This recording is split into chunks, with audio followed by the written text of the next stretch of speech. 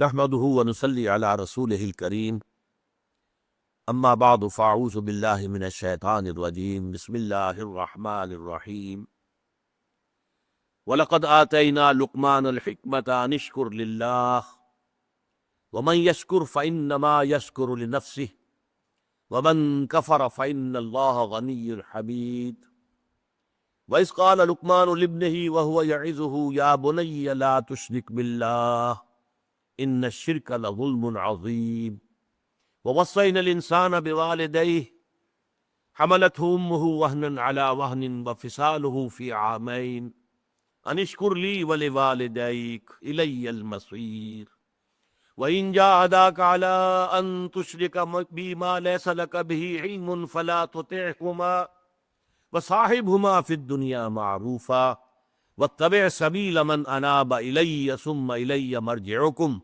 فأنبئكم بما كنتم تعملون صدق الله العظيم رب اشرح لي صدري ويسر لي أمري واحلل عقدة من لساني يفقهوا قولي۔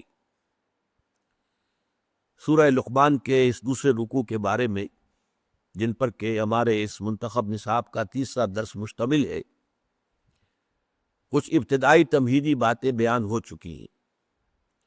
آخری بات جو بیان ہو رہی تھی اس کا ایک پہلو رہ گیا۔ حضرت لقمان کی شخصیت کے بارے میں یہ بات سامنے آ چکی کہ وہ ایک قول کے مطابق عرب بائدہ سے متعلق تھے، قوم عاد جو اوریجنل قوم عاد تھی، اس کے بادشاہوں میں سے ایک بادشاہ تھے، یا ان پر عذاب آنے کے بعد جو اہل ایمان ان میں سے کچھ چلے گئے، یمن میں آباد ہو گئے، تو وہاں جو ان کا ایک نظام بنا، اس کو وہاں کے بادشاہ تھے، واللہ عالم۔ لیکن دوسری رائے جو ہے زیادہ وزنی ہے، صحابہ کرام سے جو مروی ہے، وہ یہ ہے کہ وہ سوڈان اور مصر کے درمیان نوبیا کا علاقہ، وہاں کے رہنے والے ایک شخص تھے، اور سیاہ فام تھے، پیشے کے اعتبار سے بڑھی تھے، لیکن اللہ تعالیٰ نے حکمت سے نوازا تھا۔ عقل سلیم، فطرت سلیمہ، یہ دو نعمتیں ملی تھی جس سے وہ بہت سے بنیادی حقائق جو ہیں فلسفے کے، ان کو انہوں نے حل کیا۔ دوسرا پہلو ان کے بارے میں یہ نوٹ کر لیجئے کہ تقریباً اجماع ہے کہ نہ وہ نبی تھے اور نہ کسی نبی کے پیروکار تھے، اس پر اجماع ہے۔ ایک شریف انسان، سلیم الفطرت انسان، نیک سرشت انسان، جس کو اللہ نے عقل سلیم بھی عطا فرمائی، نہ نبی تھے نہ کسی نبی کے پیروکار تھے۔ صرف حضرت اکرمہ کا ایک قول جو ہے، یہ شاذ قول ہے جو ملتا ہے کہ شاید وہ نبی تھے، لیکن اجماع امت جو ہے اس پر ہے کہ وہ نبی نہیں تھے، نہ نبی تھے نہ کسی نبی کے پیروکار تھے۔ اور میرے نزدیک اس رکوع کے مضامین کے اندر داخلی طور پر بڑی ناقابل تردید شہادت موجود ہے کہ نہ وہ نبی تھے نہ نبی کے امتی تھے۔ اگر نبی ہوتے تو وہ بہت سی ایسی باتوں کا تذکرہ بھی اپنے بیٹے سے کرتے کہ جو صرف وحی کے ذریعے سے معلوم ہوتی۔ وہاں پھر جنت اور دوزخ کا ذکر بھی آتا، کہیں فرشتوں کا ذکر بھی آتا، کسی کتاب کا ذکر بھی آتا جو نبی کو دی گئی ہو، کسی صحیفے کا ذکر بھی آتا۔ ان تمام چیزوں سے یہ پورا رکوع خالی ہے۔ اور اسی طریقے سے اگر کسی نبی کے پیروکار ہوتے تو وہ اپنے بیٹے کو یہ نصیحت بھی کرتے، اللہ کی بندگی کرو اور اللہ تعالیٰ کے ساتھ شرک نہ کرو اور نبی کی پیروی کرو۔ اتباع رسول اور اتباع نبی کی تلقین سے ان کی نصیحت خالی نہیں ہو سکتی تھی اگر وہ خود کسی نبی کے پیروکار ہوتے، امتی ہوتے۔ تو مجھے تو اس پر یقین ہے کہ وہ نہ نبی تھے نہ کسی نبی کے امتی تھے، بلکہ ایک سلیم الفطرت اور سلیم العقل انسان تھے۔ اب آئیے ہم لفظ برس مطالعہ شروع کریں۔ وَلَقَدْ آتَيْنَا لُقْمَانَ الْحِكْمَةَ أَنِ اشْكُرْ لِلَّهِ، اور ہم نے لقمان کو دانائی اور حکمت عطا کی کہ کر شکر اللہ کا۔ حکمت کے موضوع پر کچھ گفتگو ہو چکی ہے کہ حکمت کسے کہتے ہیں۔ جب انسان کی عقل سلیم فطرت سلیمہ کی روشنی اور رہنمائی میں سفر کرتی ہے، فلسفیانہ سفر، تو اس سے جو حاصل ہوتا ہے وہ حکمت ہے۔ شکر کسے کہتے ہیں؟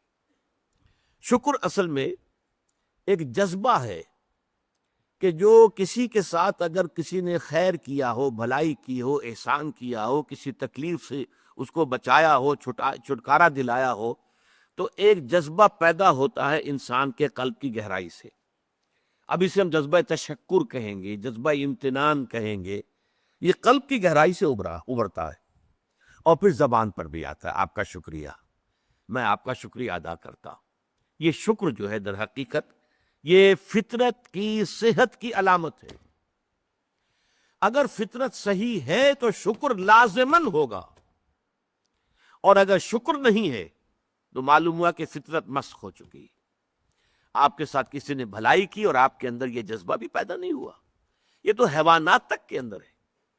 آپ کسی پیاسے جانور کے سامنے پانی رکھیے، وہ بکری ہو، کوئی اور ہو، کوئی گائے ہو، پیاسا ہو، بندھا ہوا ہے، وہ تو ادھر ادھر دوڑ کر اپنی پیاس پوری نہیں کر سکتا. بالٹی میں پانی رکھ دیجیے، وہ پی کر پھر وہ آنکھیں اٹھا کر آپ کو دیکھے گا. وہ جانور تو اس کی آنکھوں کے اندر سے آپ کو جذبہ تشکر چھلکتا ہوا نظر آئے. اسی معنی میں عجیب بات یہ ہے، عین، عین کہتے ہیں آنکھ کو، اور عین کہتے ہیں چشمے کو بھی.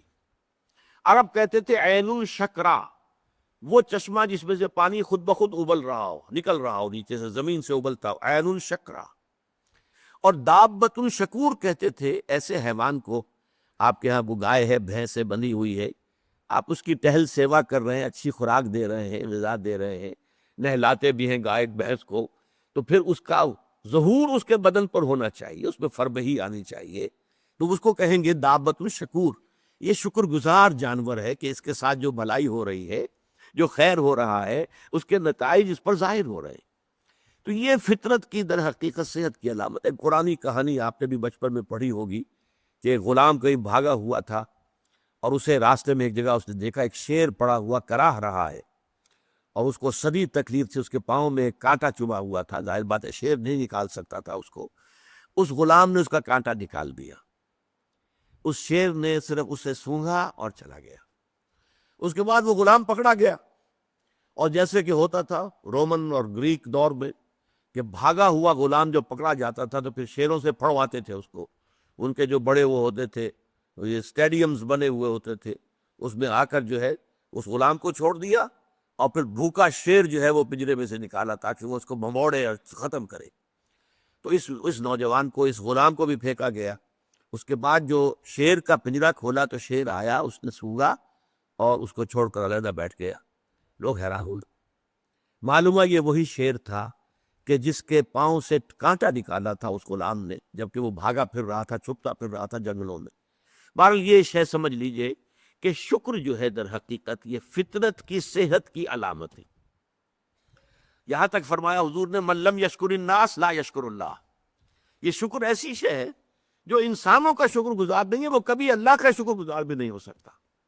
فطرت مسخ ہو چکی ہے. کسی نے آپ کے ساتھ بھلائی کی اور آپ کے اندر سے وہ جذبہ تشکر ابھرا ہی نہیں، معلوم ہوا فطرت کے سوتے خشک ہو چکے ہیں. وہ کنواں جس کے اندر لانے والے پانی کے سوتے خشک ہو چکے ہیں، پانی کہاں رہے گا اس میں؟ تو خالی کنواں ہے. تمہاری بھی فطرت جو ہے خالی ہو چکی ہے، اور تمہارے اندر وہ جو جذبہ تشکر موجود نہیں ہے، تو گویا کہ فطرت کے سوتے خشک ہو چکے. اب اصل بات کیا ہے اس فطرت کے بعد؟ اصل منعم کو پہچاننا. اب دیکھیے اس کو بھی ذرا غور سے سنیے میری بات کو. بچپن میں ہر بچہ یہ سمجھتا ہے کہ میرے حفاظت کرنے والے، میری ضروریات پوری کرنے والے، میری تکلیف پر تڑپ اٹھنے والے میرے والدین ہیں. اس سے آگے کا اسے بھی اب تک پتہ نہیں ہے، احساس نہیں. لہذا جذبہ شکر جو ہے وہ والدین کی ذات کے ساتھ مرتکز ہو جاتا. اس سے ذرا آگے بڑھا، معلوم نہیں میرا کنبہ ہے، میرے چچا ہیں، میرے ماموں ہیں، میرے فلاں ہیں، میرے قرب قبیلے کے لوگ ہیں، میری قوم ہے، میرا وطن ہے. یہ سب در حقیقت میرے محافظ بھی ہیں، میرے مددگار بھی ہیں، اور میری ضرورتیں پوری کرتے ہیں. یہ جذبہ تشکر اب پھیل رہا ہے والدین سے، اپنے خاندان، قبیلے، قوم. اس کے بعد محسوس ہوتا ہے، یہ سائنس کی انتہا ہے، کہ یہ سارے عناصر فطرت مجھے پال رہے ہیں. سورج کی حرارت نہ ہو تو فصلیں کیسے پکیں؟ سورج کی حرارت نہ ہو تو یہ ہوا، یہ بادل کیسے اٹھے، وہ سمندروں سے بخارات؟ ہوائیں نہ چلیں تو یہ کیسے جو ہے بادل یہاں تک آئیں اور بارش برسے اور پھر میرے لیے گندم جو ہے وہ پیدا ہو؟ تو کائنات پوری مجھے پال رہی ہے. اور اس میں سب سے بڑی شے جو ہے، یہ سائنس کا یوں سمجھ لیجیے کمال ہے، سب سے بڑی شے سورج ہے. اس لیے کہ یہ بھی کہنا ہے کہ زمین سورج ہی سے ٹوٹا ہوا ایک ٹکڑا ہے، اسی سے سپلنٹر ایک علیحدہ ہوا، اس کے گرد گھومنا شروع کر دیا. واللہ عالم، یہ علیحدہ بحث ہے، یہ کاسمولوجی کی بحث ہے. لیکن یہ ہے کہ بہرحال ہم جانتے ہیں یہ شکر کا جذبہ پھر آ کر مرتکز ہوتا ہے یہ تمام مظاہر فطرت کے اوپر. اب اس کے بعد صرف ایک چھلانگ لگانے کی ضرورت ہے، وہ چھلانگ جو حضرت ابراہیم نے لگائی تھی. سورہ انعام میں ذکر ہے، انہوں نے ایک تارے کو دیکھا تو کہا اچھا شاید یہ میرا رب ہے. جب وہ ڈوب گیا، غروب ہو گیا، تو نہیں، میں تو غروب ہونے والے کو تو رب نہیں مان سکتا. پھر چاند کو دیکھا، وہ بڑا روشن تھا، بہت بڑا تھا، اچھا یہ رب ہے. جب وہ بھی ڈوب گیا، کہا نہیں، اگر میرے رب نے مجھے ہدایت نہ دی. پھر دیکھا سورج کو، ہاذا اکبر، ہاذا ربی، ہاذا اکبر. فلما افلت، پھر جب وہ بھی غروب ہو گیا تو پھر اس کے بعد یہ چھلانگ لگائی انہوں نے. کیا؟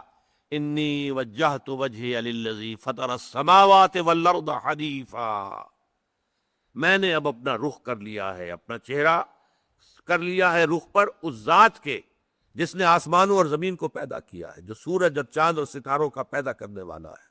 حنیفاً، یکسو ہو کر. وما انا من المشرکین، اور میں ہرگز مشرکوں میں سے نہیں ہوں. یہ ہے عقل کی آخری چھلانگ. سورج بھی ایک نظام میں جکڑا ہوا ہے، کسی اور نے اس کا نظام بنایا ہے، اس کی حیثیت کچھ ہے ہی نہیں.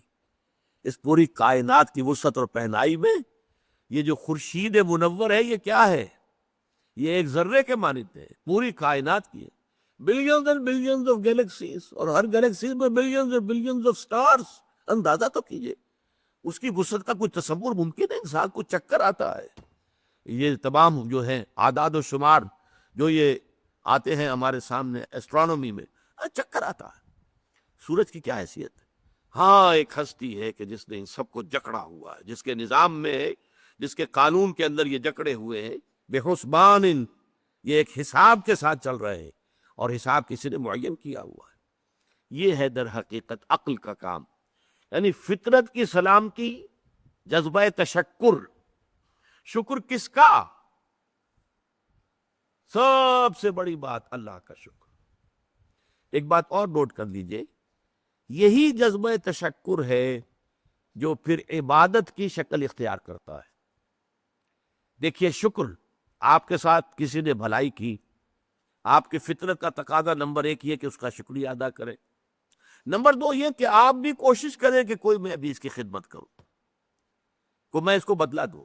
حل جزاء الاحسان الا الاحسان، بھلائی کا بدلہ سوائے بدلی بھلائی کے اور کیا ہو سکتا ہے؟ لیکن فرض کیجئے کہ وہ ہستی اتنی بلند و بالا ہو، والدین کی آپ کچھ نہ کچھ خدمت کر کے، کچھ کسی درجے میں جو انہوں نے بچپن میں پالا پوسا تھا، کسی درجے میں آپ اس کا جواب، اس کا بدلہ دے سکتے. بڑھاپے میں یہ ہے کہ انہیں فلا تقل لہما اف ولا تنہرہما، انہیں اف تک نہ کہا جائے، انہیں جھڑکا نہ جائے، ان کی اطاعت کی جائے، ان کی فرما برداری کی جائے. ہاں ناحق بات میں ان کی بات نہیں ماننی ہے، شرک پہ مجبور کریں تو ان کو نہیں ماننا، ان کے حکم کو، لیکن باقی یہ اور چیزوں کے اندر ماننا ہے. تو یہ سارا معاملہ یہ کسی نہ کسی درجے میں آپ نے اسے بدلہ دے دیا، اور جو بھی ہے. لیکن جہاں کہیں ایسی ہستی کا شکر ہے کہ جسے آپ کو بدلہ دے ہی نہیں سکتے، سورج کو کیا بدلہ دیں گے، وہاں یہی جذبہ تشکر جو ہے جذبہ عبادت میں ڈھل جاتا ہے. ہاتھ جوڑ کے کھڑے ہو گئے سورج کے سامنے، ڈنڈوت کر رہے ہیں، سجدہ کر رہے ہیں. یہ کیا ہے؟ کیوں ہے؟ یہ وہی جذبہ تشکر ہے کہ اس سورج ہی سے ہمارا سارا نظام چل رہا ہے، میرا پورا وجود یہ در حقیقت اسی کے ذریعے سے اس کی ساری ضرورتیں اور سارے تقاضے پورے ہو رہے ہیں. یہی جذبہ تشکر ہے جو جذبہ عبادت کی شکل اختیار کرتا ہے. اور جب جذبہ تشکر صحیح جگہ جا کر لگ گیا، یعنی جیسے کہ میں مثال بارہا دیتا رہا ہوں کہ اگر آپ کو کسی اونچی فصیل پر چڑھنا ہے اور آپ کے پاس جو ہے وہ ایک کمند ہے، تو پہلے کمند کو آپ پھینکیں گے اونچا، آپ کے بازو میں طاقت ہونی چاہیے. اگر بازو میں طاقت ہی نہیں ہے تو کمند قریب ہی جا کے اٹک گئی، تو جہاں تک وہ اٹکی ہے وہیں تک چڑھ سکتے ہیں نا، اس سے آگے تو نہیں جا سکتے. تو کمند کو پہنچانا ہے پہلے اونچائی تک. اب دیکھیے اس کو اقبال نے کہا ہے، یزداں بکمند آور اے ہمت مردانہ، تمہاری کمند یزداں کے ساتھ جا کر جڑے، اللہ کو پہچانو. تمہاری عقل کا جو ہے در حقیقت امتحان یہ ہے کہ اصل منعم حقیقی، اصل محسن حقیقی، اس کے انعامات، اس کے احسانات، اس نے تمہیں پیدا کیا، تمہاری ضرورت کی چیزیں پیدا کی۔ ان تعدوا نعمت اللہ لا تحصوها، اگر تم اللہ کی نعمتوں کو گننا چاہو کبھی احسان نہیں کر سکتے، کبھی ان کی گنتی نہیں کر سکتے۔ اس کے لیے تمہارا جذبہ شکر جو ہے وہ ڈھل جانا چاہیے جذبہ عبادت میں۔ اور یہاں اس رکوع کے اعتبار سے اس کی جو سب سے بڑا مظہر ہے وہ اب آ رہا ہے، وَإِذْ وَلَقَدْ آتَيْنَا لُقْمَانَ الْحِكْمَةَ أَنِ اشْكُرْ لِلَّهِ، أَنِ اشْكُرْ لِلَّهِ، گویا کہ حکمت کا تقاضا یہ کہ شکر کا جذبہ اللہ تعالیٰ کی ذات کے ساتھ وابستہ ہو جائے۔ وَمَنْ يَشْكُرْ فَإِنَّمَا يَشْكُرُ لِنَفْسِهِ، اور جو کوئی شکر کرتا ہے وہ اپنے بھلے کو کرتا ہے۔ اللہ کا کوئی کام نہیں بنتا اس سے، اللہ کی کوئی ضرورت پوری نہیں ہوتی، وہ ضرورت سے مبرہ ہے، منزہ ہے، اعلیٰ ہے، عرفہ ہے، اس کی کوئی ضرورت نہیں، احتیاج ہے ہی نہیں، وہ محتاج نہیں ہے، وہ تو غنی ہے۔ تو اس لیے فرمایا من یشکر فانما یشکر لنفسی، لنفسی سے مراد کیا ہے؟ اگر آپ کے اندر جذبہ شکر ہے اور وہ جذبہ تشکر جا کر ذات باری تعالیٰ کے ساتھ منسلک اور ملحق بھی ہو گیا ہے، اب آپ کی شخصیت کا ترفع ہوگا، شخصیت ابھرے گی، شخصیت اپچے گی، شخصیت کی ترقی ہوگی، شخصیت میں ترفع پیدا ہوگا، بلندی آئے گی، تعمیر سیرت جسے کہتے ہیں، جسے اقبال تعمیر خودی کہتا ہے۔ صحیح معنی میں واقعتاً آپ ایک ایسے انسان بن سکیں گے کہ جن کے بارے میں قرآن نے کہا ہے کہ وَلَقَدْ خَلَقْنَا الْإِنسَانَ فِي أَحْسَنِ تَقْوِيمٍ، ہم نے انسان کو بہترین حساب پر پیدا کیا۔ وہ انسان بننے کے لیے ضروری ہے کہ آپ کی فطرت سلیم ہو اور عقل سلیم۔ فطرت سلیمہ جذبہ تشکر موجود ہو، عقل سلیم اصل محسن کو پہچان لے، اصل منعم کو پہچان لے، اور یہ منسلک ہو جائے پہ جذبہ تشکر ذات باری تعالیٰ کے ساتھ، تو اس کا بھلا تمہیں کو پہنچے گا، تمہاری شخصیت کی تعمیر ہوگی، تمہاری خودی جو ہے وہ پختہ ہوگی، مضبوط ہوگی، تمہاری اپنی سیرت و کردار جو ہے اس کی نشو و نما ہوگی۔ وَمَنْ يَشْكُرْ فَإِنَّمَا يَشْكُرُ لِنَفْسِهِ وَمَنْ كَفَرَ، اور جو کفر کرے فَإِنَّ اللَّهَ غَنِيٌّ حَمِيدٌ، تو اللہ تو غنی ہے اور حمید ہے۔ کفر کے بھی لفظی معنی پہچان لیجئے، کفر کے لفظی معنی دبا دینا، چھپا دینا، اسی سے کفارہ بنا ہے۔ کفارہ، آپ سے گناہ ہو گیا ہے تو گناہ کا کفارہ ہے تاکہ گناہ جو ہے دب جائے، چھپ جائے، ختم ہو جائے، محو ہو جائے، گناہ کا اثر آپ کے نامہ اعمال میں باقی نہ رہے، کفارہ۔ تو اسی طریقے سے کہتے ہیں کہ جو کسان ہے عجب الکفار نباتہ ثم یہیج فتراہ مصفرا، سورہ حدید میں کسانوں کو کہا گیا کہ یہ کفار ہے، کس معنی میں کہ وہ دانہ جو ہے زمین میں چھپا دیتے ہیں تاکہ اس سے زمین سے پھر پودا نکلتا ہے۔ تو فطرت انسانی کے اندر سے ابھرنے والا جذبہ تشکر آپ نے دبا دیا، یہ کفر ہے، کفران نعمت۔ قرآن مجید میں لفظ کفر یا شکر کے مقابلے میں آتا ہے، جیسے یہاں آیا وَمَنْ يَشْكُرْ فَإِنَّمَا يَشْكُرُ لِنَفْسِهِ، جو کوئی شکر کرتا ہے وہ اپنے بھلے کے لیے کرتا ہے۔ وَمَنْ كَفَرَ فَإِنَّ اللَّهَ غَنِيٌّ حَمِيدٌ، اور جو کفر کرے گا، کفران نعمت کرے گا، تو اللہ تعالیٰ تو غنی اور حمید ہے۔ یا پھر کفر ایمان کے مقابلے میں آئے گا، کفر اسلام کے مقابلے میں آئے گا۔ دل میں ابو جہل بھی مانتا تھا کہ محمد حق پر ہے، لیکن اس حقیقت کو، دل کی اس صداقت، دل کی گواہی کو دبا رہا ہے، چھپا رہا ہے، دبا رہا ہے اپنے تعصب کی وجہ سے۔ اور سب سے بڑھ کر آپ کو معلوم ہے علماء یہود کے بارے میں تو قرآن کہتا ہے یعرفونہ کما یعرفون ابناءہم، ایسے پہچانتے ہیں محمد کو صلی اللہ علیہ وسلم جیسے اپنے بیٹوں کو پہچانتے ہیں۔ تو یہ اندر ان کے ایمان موجود تھا، اندر جو ہے گواہی دل دے رہا تھا کہ محمد برحق ہے، یہی ہے وہ آخری رسول اور آخری نبی جن کی پیشن گوئی کی تھی موسیٰ نے بھی اور عیسیٰ نے بھی علیہم الصلاۃ والسلام، لیکن اپنے قلب و ذہن کی ان گواہیوں کو چھپایا انہوں نے۔ وَمَنْ أَظْلَمُ مِمَّنْ كَتَمَ شَهَادَةً عِندَهُ مِنَ اللَّهِ، ان سے بڑھ کر ظالم کون ہوگا جنہوں نے ایک گواہی جو ان کے پاس اللہ کی طرف سے تھی اسے چھپا لیا ہے۔ تو کفر بمانی اسلام بمقابلہ اسلام، کفر بمانی بمقابلہ ایمان، نفاق جو ہے وہ کفر ہے، نفاق بھی کفر ہے، اسلام کے مقابلے میں کافر، غیر مسلم کافر ہے، اور شکر کے مقابلے میں کفران نعمت، وہ بھی لفظ کفر سے بنا ہے۔ اسی میں آیا ہے لَإِن شَكَرْتُمْ لَأَزِيدَنَّكُمْ وَلَإِن كَفَرْتُمْ إِنَّ عَذَابِي لَشَدِيدٌ، اگر تم شکر کرو گے تو ہم اور دیں گے، اور بڑھا کر دیں گے، لیکن اگر تم نے کفران نعمت کی روش اختیار کی تو پھر ہمارا عذاب بھی بہت سخت ہے۔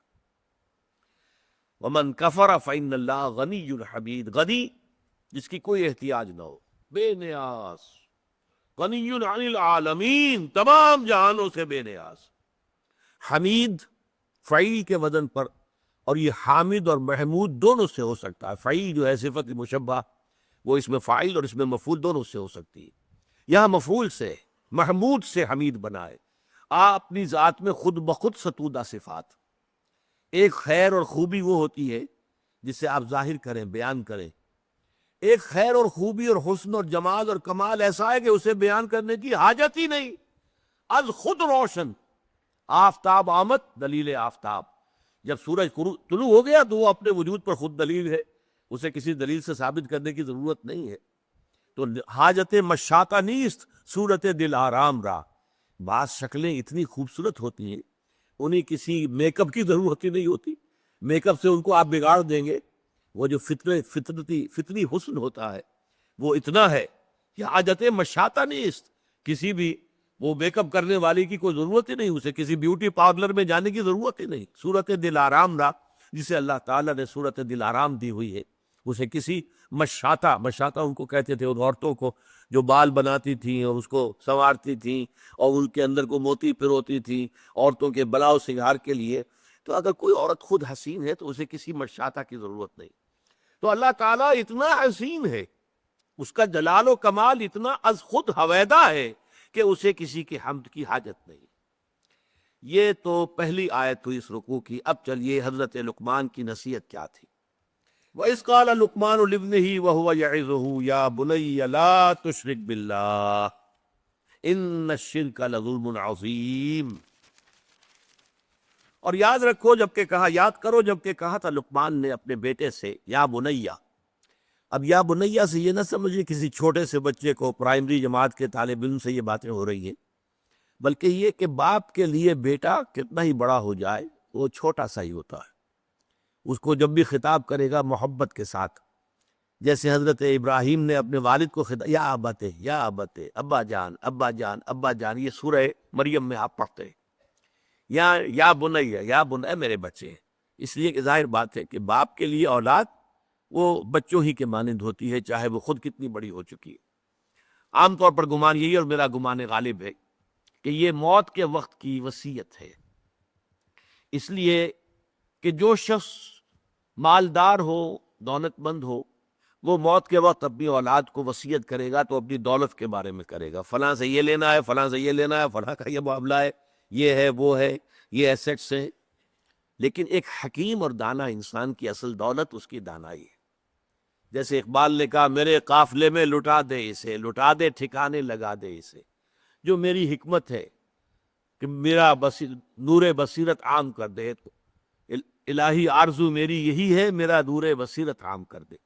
تو جو کسی حکیم انسان کو اللہ تعالیٰ نے حکمت اور دانائی عطا کی، اس کی پونجی، اس کی دولت، اس کی حکمت ہی ہے، تو وہ اپنی اس حکمت کو ٹرانسفر کر رہے ہیں انتقال کے وقت اپنے بیٹے کو، اپنی اگلی نسل کو۔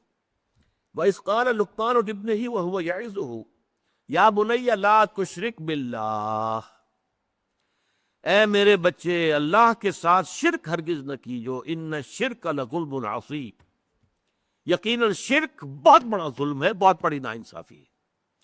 پہلی بات تو یہ سمجھیے کہ شرک کہتے کسے ہیں؟ شرک اللہ کی نفی نہیں ہے، بڑے اللہ کے ساتھ چھوٹے خداؤں کا اضافہ ہے، شریک کر دینا۔ وہ ابھی میں بیان کر چکا ہوں پچھلی نشست میں، گاڈز اینڈ گاڈیسز، اور وہ کیپٹل جی سے لکھے جانے والا گاڈ، اس کے ساتھ جب ان کو اٹیچ کر دیں گے یہ شرک ہے۔ مہادیو کے ساتھ دیویاں دیوتا شامل کر دیے گئے، یہ شرک ہے۔ اللہ کے ساتھ آلہہ شامل کر دیے گئے، اللہ الالہ، وہ تو ہے وہ ایک اللہ، اسے وہ بھی مانتے تھے سب کہ وہ ایک ہی اکیلا ہی ہے، لیکن یہ ہے کہ اس کے ساتھ کوئی بیٹی ہیں، بیٹے، کوئی نائبین، کوئی اس کے منہ چڑھے ہوئے مصاحبین، یہ ایڈ کر دیے گئے آلہہ کے طور پر کہ ان کی سفارش سے بیڑا پار ہو جائے گا قیامت میں۔ یہ ہے ان کا شرک۔ لا تشرک باللہ، اللہ کے ساتھ شریک نہ کیجیے، یعنی اب نوٹ کیجئے، اللہ تعالی کا حق ایک لفظ میں ہے، اس کے ساتھ شرک مت کرو۔ باقی ساری باتیں اس کے تابع ہو جائیں گی۔ لیکن اس شرک کی کیا کیا شکلیں ہیں، اس کی کیسی کیسی قسمیں ہیں، یہ بڑا اہم موضوع ہے اپنی جگہ پر۔ آج اس وقت تو صرف اتنا سمجھیے، اور ظلم کے حوالے سے، ظلم عربی میں کہتے ہیں وضع الشیء فی غیر محلہ، کسی شے کو اس کے اصل مقام سے ہٹا کر کہیں اور رکھ دینا، یہ ظلم ہے، ناانصافی ہے۔ شرک میں کیا ہوتا ہے؟ دو طرفہ ظلم ہوتا ہے، یا خالق اور مخلوق۔ اللہ خالق ہے، باقی کل کائنات مخلوق ہے، انبیاء، اولیاء، ملائکہ، جنات، سب مخلوق ہے۔ یا تو مخلوق میں سے کسی کو بٹھایا اور خالق کے ساتھ بٹھا دیا، یا خالق کو گرایا اور کسی اعتبار سے مخلوق میں سے کسی کے مشابہ کر دیا۔ یہ دونوں شکلیں ہیں شرک کی، اور دونوں بدترین ناانصافی ہے۔ خالق کو گرا کر مخلوق کے صف میں لے آنا، یا مخلوق میں سے کسی کو اٹھا کر خالق کے ہم پلہ بنا دینا، ضد، ند، مثال، مثیل اگر اس کے برابر کر دیا جائے، لا ضد لہ ولا ند لہ ولا مثل لہ ولا مثال لہ ولا مثیل لہ، قل هو اللہ احد اللہ الصمد لم یلد ولم یولد ولم یکن لہ کفوا احد۔ اس ہستی کے ساتھ کسی درجے میں مخلوق میں سے کسی کو کسی پہلو سے، ہمہ جیت نہیں، کسی پہلو سے بھی ہم پلہ بنا دینا اللہ کا، یہ شرک ہوگا۔ یا اللہ کو گرا کر اس کے مقام رفیع سے کسی اعتبار سے، کسی خاص پہلو سے مخلوق کی کسی صفت، مخلوق کے کسی مقام اور مرتبے کے میں لا کے شامل کر دینا، یہ ہے دونوں کے جو ظلم کی انتہائی صورتیں ہیں۔ تو فرمایا یا بنی لا تشرک باللہ ان الشرک لظلم عظیم۔ جیسے ہمارا جو دوسرا سبق تھا آیہ بر، حضور نے ایک حدیث میں اس کو کوٹ کیا تھا، میں نے آپ کو بتایا تھا کہ اس میں وَآتَ الْمَالَ عَلَىٰ حُبِّهِ ذَوِي الْقُرْبَىٰ وَالْيَتَامَىٰ وَالْمَسَاكِينَ وَابْنَ السَّبِيلِ وَالسَّائِلِينَ وَفِي الرِّقَابِ، اس کے بعد پھر مستقل آیا وَآتَ الزَّكَاةَ، زکوٰۃ علیحدہ ہے، وہ علیحدہ ہے، اور حضور نے دلیل دی ان فی المال لحقا سوى الزکاة۔ لوگوں یہ نہ سمجھنا کہ مال میں بس زکوٰۃ دے دی تو سارا حق جو ہے ادا ہو گیا، نہیں، زکوٰۃ کے سوا بھی ہے۔ اور یہاں یہ آیت پڑھی وَآتَ الْمَالَ عَلَىٰ حُبِّهِ ذَوِي الْقُرْبَىٰ وَالْيَتَامَىٰ وَالْمَسَاكِينَ وَابْنَ السَّبِيلِ وَالسَّائِلِينَ وَفِي الرِّقَابِ وَأَقَامَ الصَّلَاةَ وَآتَى الزَّكَاةَ۔ آتا زکوٰۃ تو علیحدہ ہے۔ اسی طرح اس آیت کو بھی حضور نے کوٹ کیا۔ سورہ انعام میں ایک آیت نازل ہوئی اَيُّ الْفَرِيقَيْنِ أَحَقُّ بِالْأَمْنِ إِن كُنتُمْ تَعْلَمُونَ۔ لوگوں سوچو، مشرک اور موحد، ایک خدا کو ماننے والے اور ایک خدا کے ساتھ چھوٹے خداؤں کو ماننے والے، ان دونوں میں سے امن کا زیادہ مستحق کون ہے؟ پھر خود ہی جواب دیا اَيُّ الْفَرِيقَيْنِ أَحَقُّ بِالْأَمْنِ إِن كُنتُمْ تَعْلَمُونَ الَّذِينَ آمَنُوا وَلَمْ يَلْبِسُوا إِيمَانَهُم بِظُلْمٍ أُولَٰئِكَ لَهُمُ الْأَمْنُ وَهُم مُهْتَدُونَ۔ وہ لوگ کہ جو ایمان لائے اور انہوں نے اپنے ایمان میں کسی ظلم کی آمیزش شامل نہیں ہونے دی، وہ ہے جن کے لیے امن ہے، اور وہی ہوں گے ہدایت یافتہ۔ صحابہ گھبرا گئے، حضور ایسا کون شخص ہوگا کہ جو کوئی ظلم نہ کرے سرے سے؟ تو معلوم ہوا کہ کوئی بھی اس معیار پر، اس پیمانے پر تو پورا نہیں اتر سکے گا۔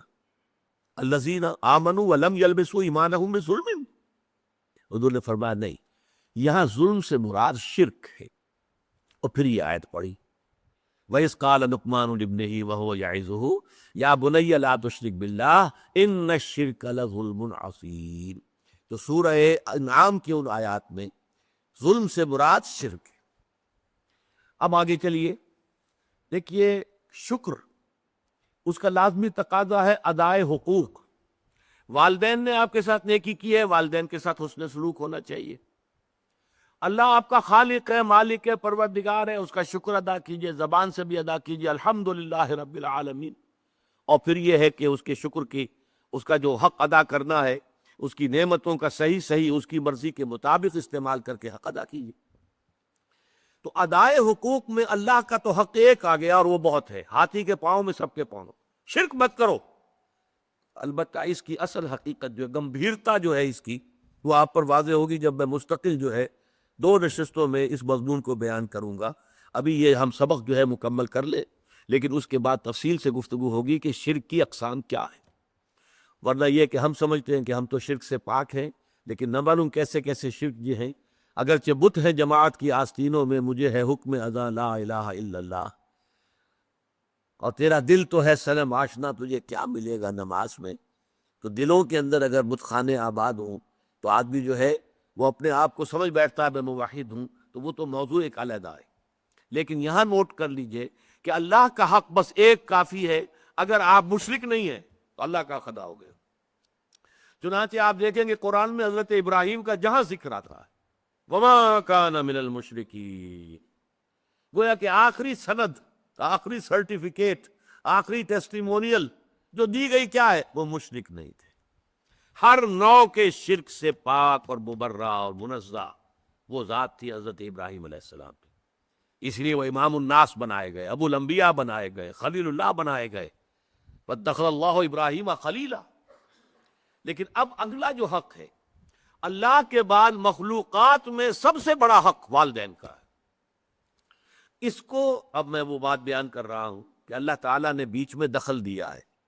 حضرت لقمان کی نصائح کی ابھی ایک ہی آیت آئی ہے، اس کے بعد اللہ نے فرمایا وَوَصَّيْنَا الْإِنسَانَ بِوَالِدَيْهِ، یہاں اللہ کا کلام شروع ہو گیا، اس لیے کہ حضرت لقمان سلیم الفطرت انسان، ان کو یہ بات زیب نہیں دیتی تھی کہ اپنے بیٹے سے اپنے حقوق بیان کرے۔ اللہ تعالیٰ کا معاملہ تو یہ ہے واللہ لا یستحیی من الحق، لیکن انسانوں کو، جیسا کہ سورہ احزاب میں بھی آیا ہے، حضور کو بھی بعض اوقات صحابہ کے طرز عمل سے تکلیف ہوتی تھی، لیکن یہ کہ قرآن مجید میں آیا ہے کہ وہ تم سے حیا کی وجہ سے تم سے کہتے نہیں ہیں، تم کھانا کھانے کے بعد بیٹھے رہتے ہو وہاں پہ، اس سے انہیں تکلیف ہوتی ہے، ان کے معمولات میں خلل پیدا ہوتا، لیکن یہ کہ اللہ تعالیٰ کو حق کے کہنے میں کوئی باک نہیں۔ تو یہاں اللہ نے گویا کہ اس خلا کو مکمل کیا ہے کہ اللہ کے حقوق وہ تو ایک لفظ میں آ گئے، لا تشرک باللہ، لیکن یہ کہ اللہ کے بعد سب سے بڑا حق انسانوں کے اوپر والدین کا ہے، اس لیے کہ اصل کریٹر وہ ہے، اصل سسٹینر وہ ہے، لیکن ذریعہ تخلیق والدین بنے ہیں۔ والدین کے نطفے ہی سے تو والدہ کے رحم کے اندر آپ کی زندگی کا، آپ کے وجود کا آغاز ہوا ہے، پھر والدہ نے آپ کو اپنے خون سے، آپ نے اس کا خون چوسا ہے، ایک بہت بڑی جونگ کی طرح جو ہے پیٹ کے اندر وہ بچہ جو ہے ماں کا خون چوس رہا ہے اور اسی سے پل بڑھ رہا ہے، پھر یہ کہ 9 مہینے تک اس نے اپنے پیٹ میں رکھا ہے، پھر جو وضع حمل ہوا ہے کس قدر تکلیف اور شدت کی کیفیت کے ساتھ ہوا ہے، پھر اس نے اپنے خون ہی کی توانائی ہے جو دودھ کی شکل میں تمہاری غذا کے طور پر تمہیں پلائی ہے، تو ان کا حق جو ہے تمام انسانوں میں فائق، جملہ مخلوقات میں فائق تر حق ہے والدین کا۔ وَوَصَّيْنَا الْإِنسَانَ بِوَالِدَيْهِ، اور ہم نے والدین کے بارے میں انسان کو وصیت کی۔ یہ وصیت در حقیقت فطرت انسانی کے اندر موجود ہے، والدین کے ساتھ یہ حسن سلوک فطرت انسانی کے اندر موجود ہے۔ وہ شکر کا جذبہ جو ہے، میں نے تو آپ سے عرض کیا، سب سے پہلے تو والدین ہی سے منسلک ہوتا ہے، والدین ہی اس کے پروٹیکٹر ہیں۔ بچے کو کوئی کسی طرح سے خوف ہوتا ہے، بھاگتا ہے دوڑ کر ماں کی چھاتی سے چپٹ جاتا ہے، گود میں داخل ہو گیا، وہ سمجھتا ہے کہ میں تو قلعے کے اندر آ گئی، چاہے یہ کہ کوئی درندہ صفت، کوئی سکھ ہے، کوئی اور ہے، کوئی یہودی ہے، وہ اس بچے کو کھینچتا ہے ماں کی گود میں سے اٹھا کر اور اچھالتا ہے اور کسی نیزے کے اندر پرو دیتا ہے، یہ دوسری بات ہے، لیکن بچہ اپنی ماں کی گود میں پہنچ کر یہ سمجھتا ہے کہ میں تو قلعے کے اندر آ گیا ہوں، محفوظ ہو گیا ہوں، لہذا اس کا جذبہ تشکر پورا والدین کی ذات کے ساتھ اس کو برقرار رہنا چاہیے، یہ جذبہ تشکر۔ اور اس میں خاص طور پر یہی وجہ ہے، قرآن مجید میں آپ دیکھیں گے کہ یہ 4-5 مقامات ایسے ہیں، سورہ بقرہ میں بھی ہے، سورہ نساء میں بھی ہے، سورہ انعام میں ہے، سورہ بنی اسرائیل میں ہے، کہ والدین کا حق اللہ کے حق کے فوراً بعد وَقَضَىٰ رَبُّكَ أَلَّا تَعْبُدُوا إِلَّا إِيَّاهُ وَبِالْوَالِدَيْنِ إِحْسَانًا، اور تیرے رب نے فیصلہ کر دیا ہے کہ تم نہیں بندگی کرو گے، پرستش کرو گے کسی کی سوائے اللہ کے، اور والدین کے ساتھ نیک سلوک، یعنی اللہ کے ذکر کے فوراً ساتھ جڑا ہوا، جیسے یہاں ہے انشکر لی ولوالدیک، شکر کرو میرا۔ دیکھیے اللہ کو اپنا حق جتانے میں کوئی حیا نہیں ہے، کوئی شرم نہیں ہے، اللہ نے اپنا حق کرو میرا شکر۔ انشکر لی، کریٹر میں ہوں، تمہاری ماں کے دل میں ممتا میں نے ڈالی ہے، تمہارے باپ کے شفقت جو ہے وہ جو اس کے دل میں تھی تمہارے لیے وہ میں نے پیدا کی تھی، تو اصل کریٹر اور سسٹینر تو میں ہوں، میرا شکر. اور یہاں پہلے اپنے شکر کا ذکر کیا، حالانکہ یہاں ذکر ہو رہا ہے والدین کا. وَوَصَّيْنَا الْإِنسَانَ بِوَالِدَيْهِ، ہم نے وصیت کی انسان کو والدین کے بارے میں، لیکن اس کا اختتام جو ہو رہا ہے ان اشکر لی، شکر کرو میرا، وَلِوَالِدَيْكَ، اور اپنے والدین کا. اِلَيَّ الْمَصِيرُ، بالآخر تو میری طرف لوٹ کر آ جانا ہے، تم بھی آ جاؤ گے، تمہارے والدین بھی آ جائے گے.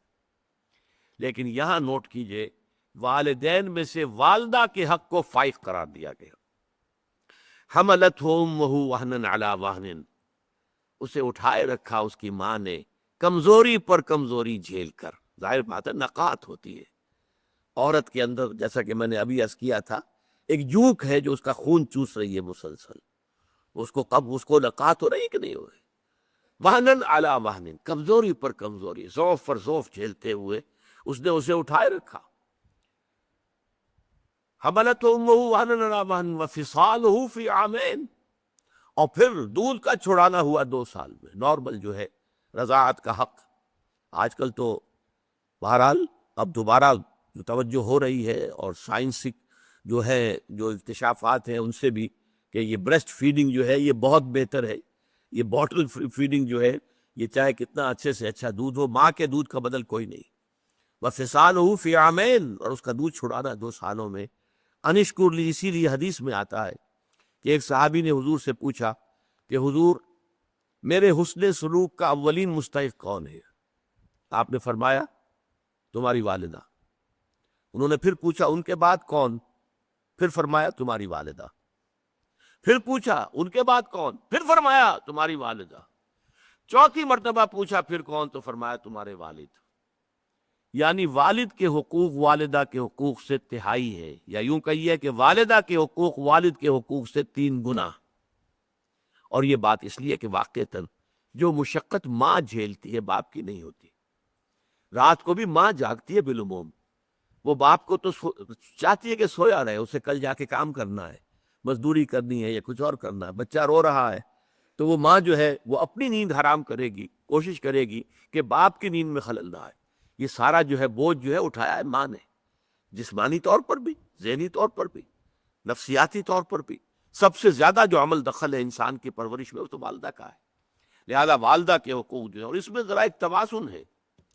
قانونی اعتبار سے اولاد والد کی ہے، اگر سپریشن ہو جائے گی والد کو جائے گی، نام والد کا چلے گا، فلاں ابن فلاں، ماں کا نام نہیں چلے گا امریکہ کی طرح آج کل. اس لیے کہ وہاں تو باپ کا اکثر پتہ ہی نہیں ہوتا کہ باپ ہے کون. اکثر اولاد جو ہے وہ حرام زادی ہے، لہذا پتہ کیا کہ باپ کون ہے. بغیر کسی شادی کی اولادیں ہو رہی. We are living together, we are not married, we are living together, اور لیونگ ٹوگیدر میں بچے بھی ہو رہے ہیں. کوئی لیگل ان کے درمیان جو ہے وہ رشتہ نہیں ہے، وہ میاں بیوی نہیں ہے، only we are living together. بہرحال تو والدہ کے حقوق جو ہیں، قانونی حق والد کا فائق ہے، لیکن اخلاقی حق والدہ کا بہت درجے فائق. الجنت تحت اقدام الامہات، جنت جو ہے وہ تو ماؤں کے پاؤں تلے ہے، یہ باپ کے پاؤں تلے نہیں کہا ہے. تو یہ بیلنس ہے. دنیاوی نظام چلانے کے لیے باپ کا معاملہ، وہ ہیڈ آف دی فیملی ہے، الرجال قوامون علی النساء. لیکن یہ ہے کہ جہاں تک اخلاق کا، حسن سلوک کا، ادب کا، لحاظ کا تعلق ہے، ماں کا حق 3 گنا فائق ہے. انشکر لی ولوالدیک الی المصیر. اب ایک سوال پیدا ہوتا ہے، ایک حق اللہ کا ہے کہ اس کے ساتھ شرک نہ کیا جائے، ایک حق والدین کا ہے کہ ان کے ساتھ ادب ہو، حسن سلوک ہو. اگر یہ 2 حق ٹکرا جائیں تو کیا کریں گے؟ کیا اگر والدین مجبور کریں شرک کرو؟ اور یہ مسئلہ بڑا پریکٹیکل مسئلہ تھا، یہ تھیوریٹیکل مسئلہ نہیں ہے. حضور پر جو نوجوان ایمان لے آئے تھے، والدین ان کے مشرک. اب والدین دباؤ ڈال رہے، تم اپنے آباء و اجداد کے دین کو چھوڑ کر کہاں چلے گئے ہو؟ گمراہ ہو گئے ہو تو واپس آؤ. بعض کا معاملہ آتا ہے کہ ماں اکیلی تھی، باپ فوت ہو چکا تھا، اور ماں نے ہی پالا پوسا تھا سعد ابن ابی وقاص کو، اور ماں نے پھر مرن برت رکھ لیا، نہ کچھ کھاؤں گی نہ پیوں گی، اپنے آپ کو ہلاک کر لوں گی جب تک سعد اپنے باپ کے دین میں واپس نہیں آتا. یہ کیا کیا سعد نے؟ اپنے باپ کا دین چھوڑو بیٹھا. تو ایک بہت بڑا اشکال، بہت بڑا مسئلہ، بہت بڑا پرابلم لوگوں کے لیے پیدا ہو گیا. کیا کریں؟ فطرت یہ کہتی ہے ماں ہے، ماں نے پالا پوسا ہے، کتنا احسان مجھ پر ہے اور اس کا حق مجھ پر کتنا ہے. دوسری طرف یہ کہ حق تو یہ ہے کہ اللہ کے ساتھ شرک نہیں کرنا. اب ٹکراؤ ہو گیا تو اس مسئلے کا عملی حل بتا دیا. وَإِن جَاهَدَاكَ عَلَىٰ أَن تُشْرِكَ بِي مَا لَيْسَ لَكَ بِهِ عِلْمٌ فَلَا تُطِعْهُمَا كُلًّا كُلًّا. اللہ کا حق فائت ہے والدین کے حق پر، لہذا والدین اگر اللہ کے حق پر دست اندازی کر رہے ہیں، اگر وہاں جو ہے چھاپا مار رہے ہیں، وہاں نقب لگا رہے ہیں، تو ان کی اطاعت نہیں کی جائے گی. فلا تطعہما، ان دونوں کی اطاعت مت کرو. کھلی کھلی بات، یہاں نو منسنگ آف دی ورڈز جس کو ہم کہتے ہیں، کچھ نہیں، صاف حکم فلا تطعہما. لیکن اس کا یہ مطلب بھی نہیں کہ والدین کے جملہ حقوق ساقط ہو گئے. نہیں نہیں، ان کے اس حکم کو تو نہیں ماننا. وَصَاحِبْهُمَا فِي الدُّنْيَا مَعْرُوفًا، دنیا میں ان کے ساتھ بھلے طریقے سے رہو، ان پر خرچ کرو، ان کی مدد کرو، ان کی خدمت کرو، ان کی دلجوئی کرو، یہ سب کچھ کرو. شرک چاہے وہ مشرک ہے، کافر ہے، لیکن ماں باپ ہے تمہارے، ماں باپ ہونے کا رشتہ رہے گا قائم، وہ ختم نہیں ہوگا. یہ ہے اصل میں ایک ریئلسٹک انداز. یہ نہیں کہ بس وہ ہے تو دفع کرو ان کو، جائے وہ مرے گپے جان جائے تمہارے اوپر کوئی حق نہیں ہے. نہیں، تم پر ان کے حقوق قائم ہیں. صاحبہما فی الدنیا معروفا، جو بھلا انداز ہے، جس کو سب کہیں کہ ہاں یہ اچھا انداز ہے، جو انسان کا جو کلیکٹیو کانشنس ہے وہ اس کو تسلیم کرے کہ ہاں یہ اچھا انداز ہے. والدین کے ساتھ وہ انداز تمہیں لازماً اختیار کرنا ہے. وَاتَّبِعْ سَبِيلَ مَنْ أَنَابَ إِلَيَّ. اب یہ بہت اہم مسئلہ بیان کر دیا. پیروی کرو اس شخص کے راستے کی جس نے کہ اپنا رخ میری طرف کر لیا ہے. والدین کی پیروی لازم نہیں ہے. ہو سکتا ہے والدین گمراہ ہوں، والدین مشرک ہوں، تو والدین کی پیروی نہیں. والدین جہالت کی رسمیں لے کر چلے آ رہے ہیں تو والدین کی پیروی نہیں ہوگی. وَاتَّبِعْ سَبِيلَ مَنْ أَنَابَ إِلَيَّ، پیروی کرو اس کے راستے کی جس نے اپنا رخ میری جانب کر لیا. والدین کا ادب، والدین کے ساتھ حسن سلوک، یہ اپنی جگہ ہے. لیکن ایک تو اگر وہ شرک کیا حکم دے تو وہ نہیں ماننا، دوسرے اتباع ان کا نہیں ہے، پیروی ان کی نہیں ہے. ہاں کیا کہنے ہیں، اگر والدین خود جو ہیں اللہ کے مسلم اور مومن بندے ہوں تو کیا کہنے، نور علی نور، ان کی پیروی کیجیے. اگر حضرت شاہ ولی اللہ دہلوی کے بیٹے ہوں، وہ کیوں نہیں پیروی کریں گے اپنے باپ کے راستے کی؟ اگر احمد سرہندی رحمۃ اللہ علیہ کے 4 بیٹے تھے، وہ کیوں نہیں پیروی کریں گے اپنے باپ کے راستے کی؟ یہ تو نور علی نور ہے. لیکن اگر والدین غلط راستے پر چلے ہیں، وہ گمراہی کے راستے پر چلتے رہے ہیں، ان کے بڑے آباء و اجداد نے کوئی غلط رسمیں اور ریتیں شروع کر دی تھی اور وہ ان کی پابندی کر رہے ہیں، تو ان کی پیروی کرنا تم پر لازم نہیں ہے. پیروی کرو اس کی. وَاتَّبِعْ سَبِيلَ مَنْ أَنَابَ إِلَيَّ، جس نے میری طرف اپنا رخ کر لیا ہے. ثُمَّ إِلَيَّ مَرْجِعُكُمْ، پھر میری ہی طرف تم سب کو لوٹ کر آنا ہے. فَأُنَبِّئُكُم بِمَا كُنتُمْ تَعْمَلُونَ، پھر میں تمہیں جتلا دوں گا ایک ایک کر کے کہ تم کیا کرتے رہے ہو. یہ ہے درمیان میں کہ جو حضرت لقمان کی نصائح کے شروع ہونے کے بعد اللہ تعالیٰ کی طرف سے والدین کے حقوق کے ضمن میں، اور پھر اگر اللہ اور والدین کے حقوق آپس میں ٹکرا جائیں تو مسئلہ کیا ہوگا، اس کا حل کر دیا گیا. اس کے بعد بقیہ 4 آیات میں پھر حضرت لقمان کی نصیحتیں بیان ہوئی ہیں، وہ انشاءاللہ تعالیٰ اگلی نشست میں پڑھیں گے. اقول قولی ھذا واستغفر اللہ لی ولکم ولسائر المسلمین والمسلمات.